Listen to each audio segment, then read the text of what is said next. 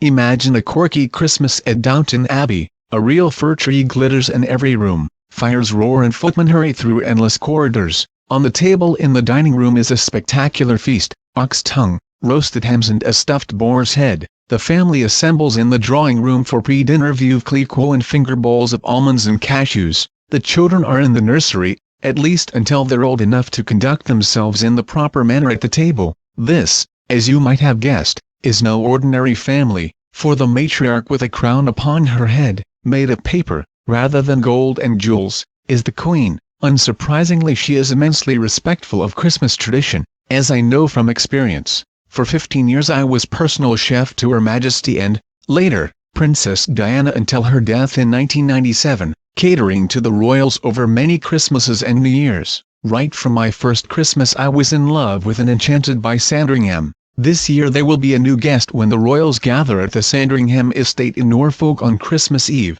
in the shape of Harry's actress-fiancée, Meghan Markle. What, I wonder, will this 36-year-old American make of the festive ritual that is by turns irreverent and formal, and unlike anything she has seen before? Will Meghan enjoy the meticulously calibrated, somewhat Victorian machine that is the Sandringham Christmas? Not everyone does. Princess Diana, for example, found it too stuffy and claustrophobic, as she would explain when, escaping the formalities, she would come down to natter in the kitchen. No doubt it will be an eye-opening experience for Meghan, and perhaps for the Windsors. Christmas preparations for the royal family start with the menus, which are chosen by the Queen when she arrives at Sandringham. She's given 2 options for each course for every meal over the festive period, except for Christmas Day when a traditional turkey dinner is served. The only forbidden ingredient, at the Queen's request, is garlic, perhaps with its antisocial effects in mind. Even the corgis, there were 12 when I was chef,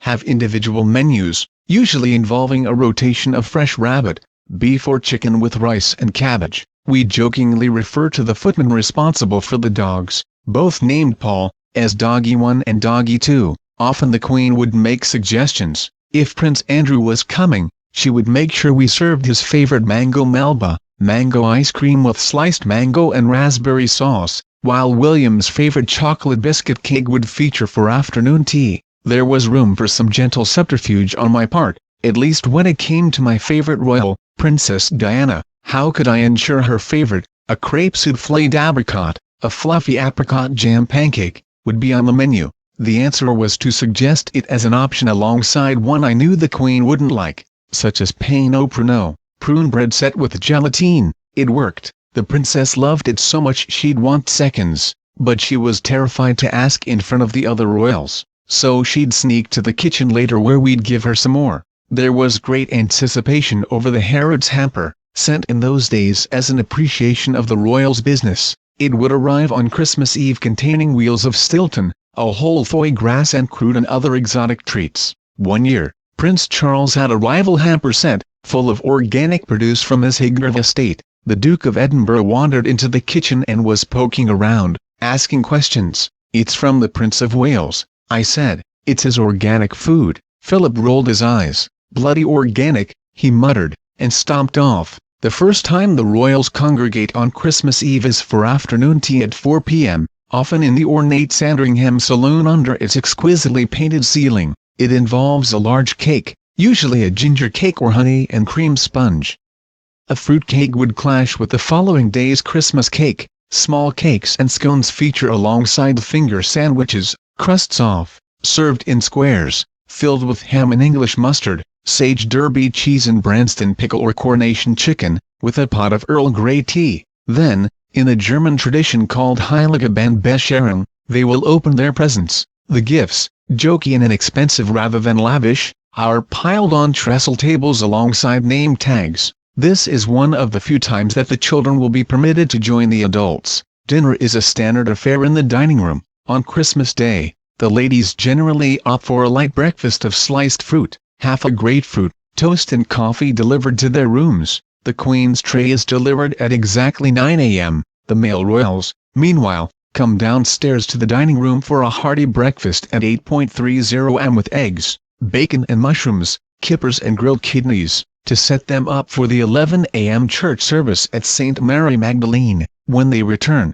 it's straight into pre-lunch drinks. This is where Meghan may find she can request a glass of her favorite wine, Tignanello, a full-bodied Tuscan red. The Queen has a gin and dubonnet, while Prince Philip has beer. Everyone else will sip a glass of Veuve Clicquot, except teetotal Prince Andrew, and nibble on nuts. Crepes before a full Christmas lunch are rather frowned upon. Meghan and the royal family will take their places, although seats are unassigned, even for the Queen. At 1 p.m. sharp, the table features elaborately folded starched white napkins, a silver candelabra with lit candles, wine decanters and red and gold crackers at each setting, a wonderful sight. Although there is no shortage of Christmas tat elsewhere as Sandringham, the children eat separately in the nursery at 12:30 p.m. There is no starter today, and the roast turkey, traditionally from local butcher Scholes in Dersingham, takes center stage. It's the one day of the year that the head chef is permitted to enter the dining room, to carve the bird at the table. Once he's finished, the Queen will offer him a ton of whiskey and wish him a happy Christmas. The turkey is served with mashed and roast potatoes, chestnut or sage and onion stuffing, cranberry sauce and bread sauce. Vegetables include Brussels sprouts, carrots and roast parsnips. The Queen enjoys drinking Gewürztraminer, an aromatic white wine. English dining etiquette is something Meghan would do well to observe. For example, forks should not be held in the right hand, nor should they be put down with the prongs facing upwards when not in use, as is the style in the United States. Americanisms will be noted, and discouraged. The gifts inside the crackers, opened over lunch, are more luxurious than most, but I assume the jokes aren't much better than average. While the table is jolly, it is never raucous. The Christmas pudding, doused in fine brandy and decorated with holly, is carried into the dining room by the palace steward and lit in front of everyone. We used to start making Christmas puddings in September, when we returned to Buckingham Palace from Balmoral. The enormous stainless steel sinks in the kitchen are meticulously scrubbed so that they can be used as giant mixing bowls. The one presented on Christmas Day is often made the previous year, which allows extra time for it to mature. There is a lot of alcohol in it, but, perhaps for obvious reasons, no coins or trinkets are added. No one wants to be responsible for a royal choking. The pudding is served at 2 p.m. with brandy butter and brandy sauce for good measure. Then Meghan will be treated to a lavish cheese course with bottles poured on the table. The Stelton will be pricked with a fork and soaked with port so it turns purple and mushy. Occasionally, Princess Diana would wander into the kitchen and we'd chat about musicals and the theatre. The other royals would drift off and sleep for a while, but not for long. They were required to assemble again at 3 p.m. for the Queen's Christmas message on television, although some took the opportunity to stroll around the grounds, and again at 4 p.m. for a festive tea. There will be Christmas cake,